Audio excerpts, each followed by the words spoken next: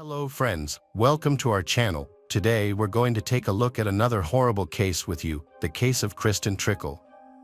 Kristen Trickle was born on August 14, 1993, in a small town in southeastern Nebraska. However, her early childhood was marked by turmoil. Her biological mother abandoned the family when Kristen was just 3 years old. Despite the challenges, Kristen's father, James, raised her on his own, providing for her every need. Unfortunately, James struggled with a severe and worsening illness. Tragically, he passed away when Kristen was 16 years old. As a result, Kristen was at risk of being sent to a shelter until she turned 18, as there were no other close relatives to care for her. Fortunately, Kristen's aunt and uncle, who lived in Kansas, stepped in to provide a loving home. Although they already had 3 children of their own, they were willing to take in their orphaned niece and give her a comfortable and happy life.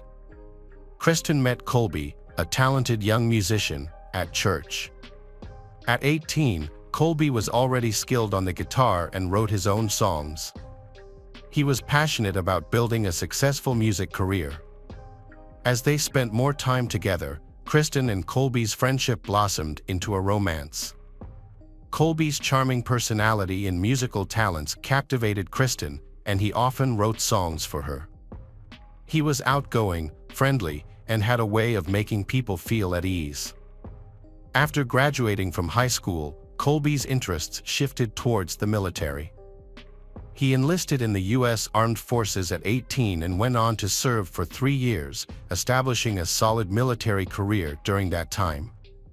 Colby maintained a close relationship with Kristen, frequently calling and corresponding with her. At 21, he made a surprise decision to join the reserves, returned home, and proposed to Kristen, who happily accepted. They got married in April 2014. After their wedding, Colby and Kristen settled in Hays, Kansas, where Colby completed his college education and pursued a music career, albeit with limited success. He performed at local events and parties, playing cover versions of popular songs.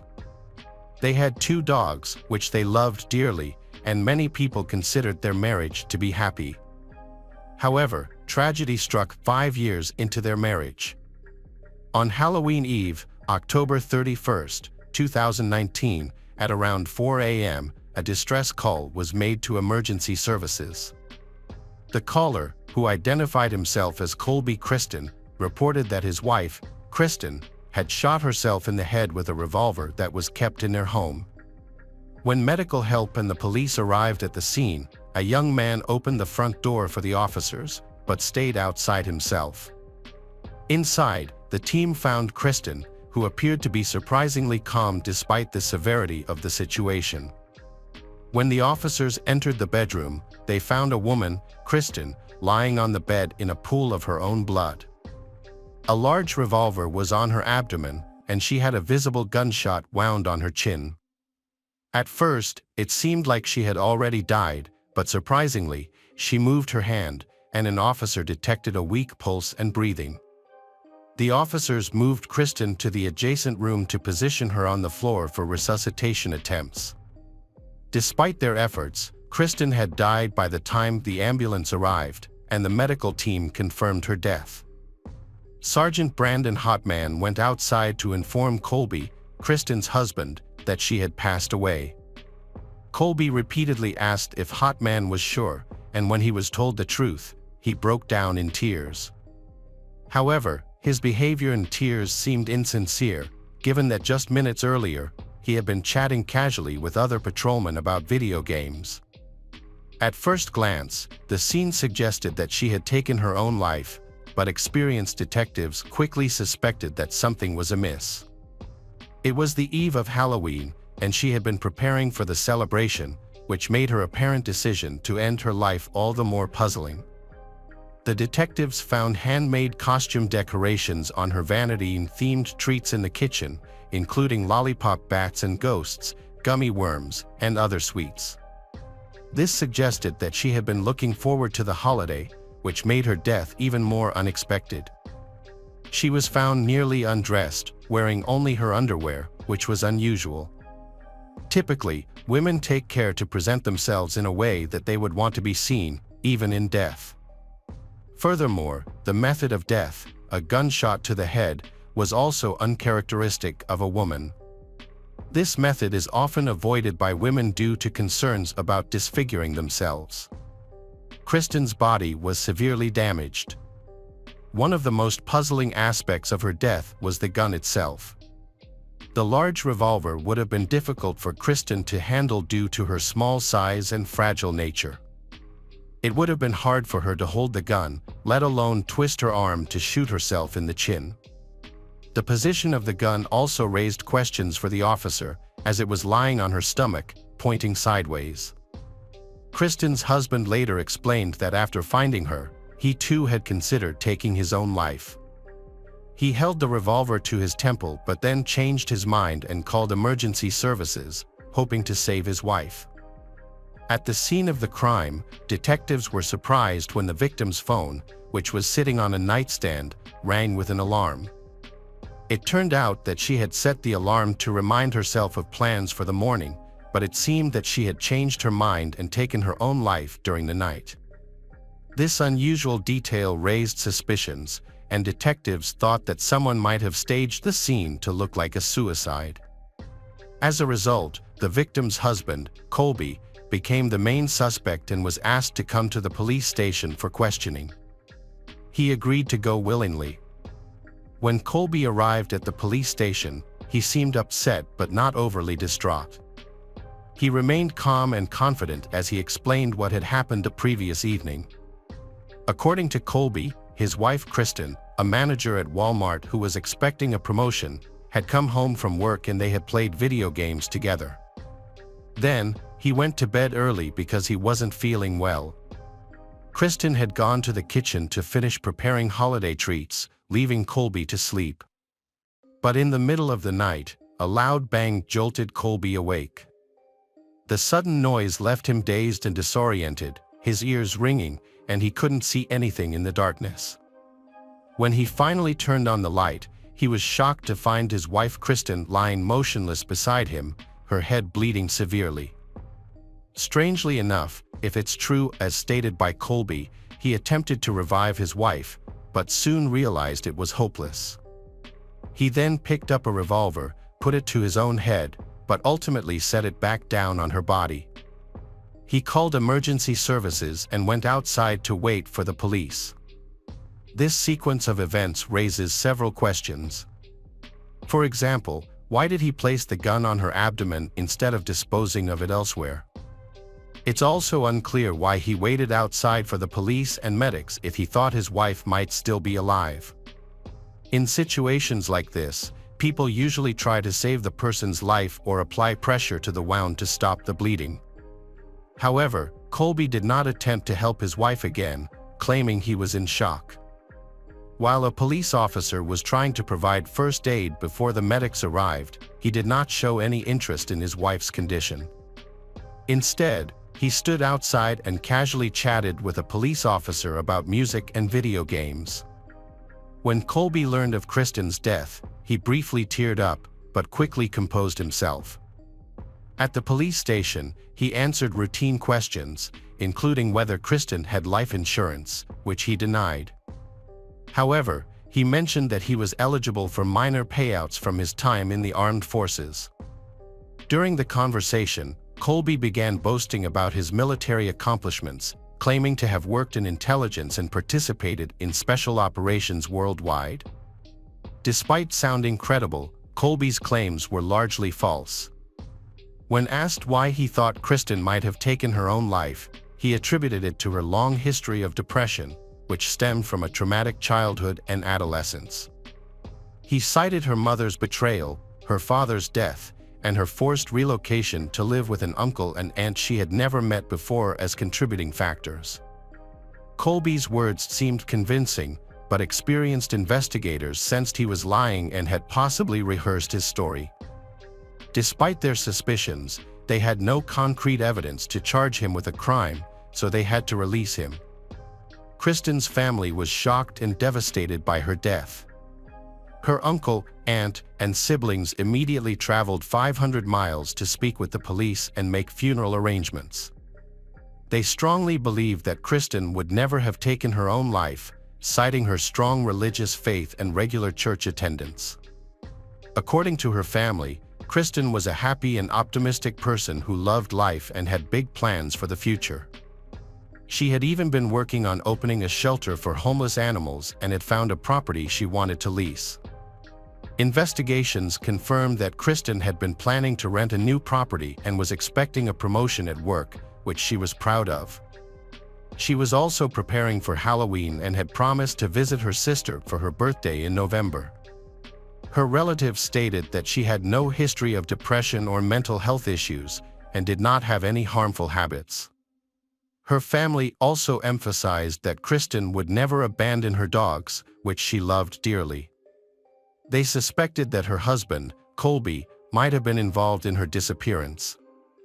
They described Colby as a controlling and cruel man who dictated whom Kristen could interact with and would become enraged if she didn't respond to his calls or messages immediately. He prohibited her from contacting her relatives, but she would secretly call them from her husband's home. Visits with her family were infrequent.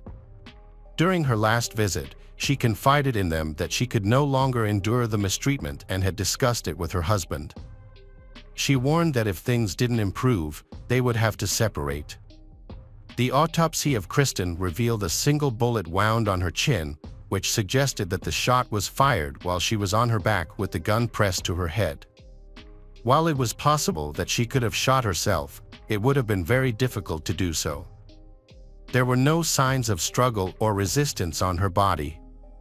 The detectives, however, were not convinced. Given Colby's history of controlling behavior, they suspected that he might have been violent towards Kristen in the past. They conducted a thorough examination of Kristen's body, looking for any signs of bruises, abrasions, or scratches that might indicate a history of abuse. Despite their efforts, no internal or external injuries were found, aside from the gunshot wound. The investigation then shifted its focus to Colby's personality, revealing that he was a habitual liar who frequently deceived others and even himself with convincing falsehoods. Colby's story didn't add up. Despite his claims of being in danger and having connections to intelligence, he had no history of being in high-risk situations or working with intelligence agencies. In fact, he had been dishonest with those around him about his music career and income. In reality, his wife Kristen was the primary breadwinner, working hard to support their family. Colby, on the other hand, only played occasional gigs during holidays and spent most of his time playing video games.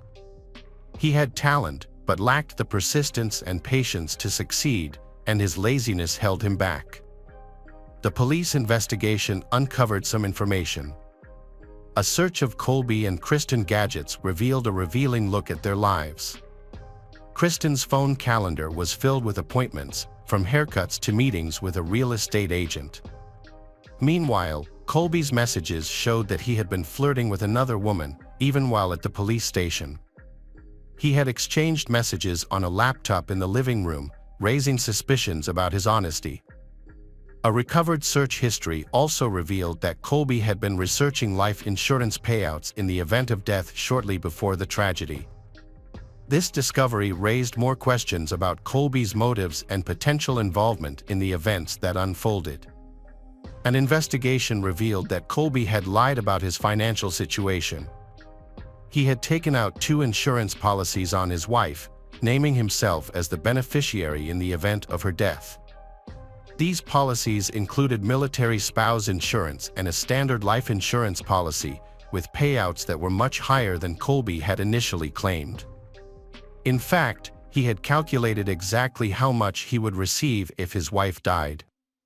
Despite the suspicious circumstances and Colby's inconsistent statements, the case ultimately hinged on the forensic expert's report. The report concluded that there were no signs of violence on the body, except for a single gunshot wound, suggesting that Kristen may have taken her own life.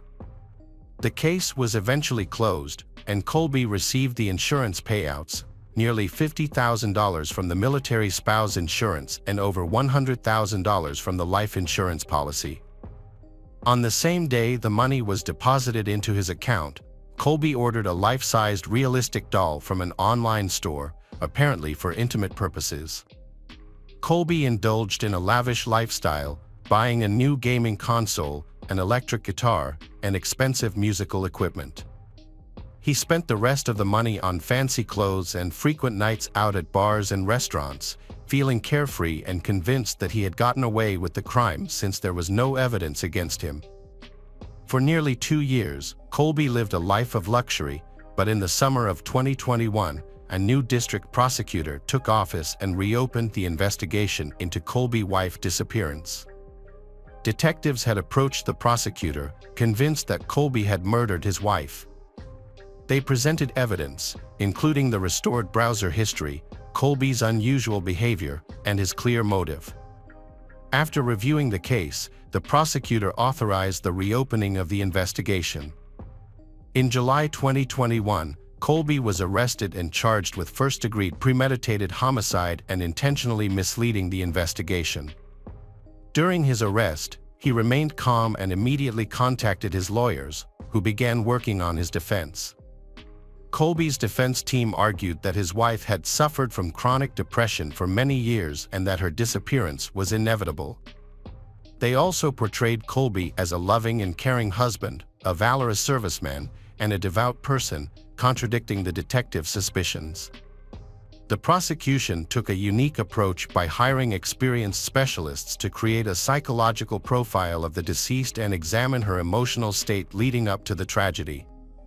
This method, known as a psychological autopsy, involved analyzing data from Kristen's phone, social media posts, recent photos, and interviews with her relatives, friends, and colleagues.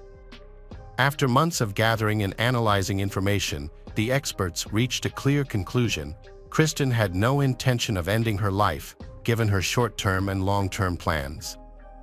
The trial and verdict in this complex case were delayed, starting in September 2023, nearly 4 years after the tragedy.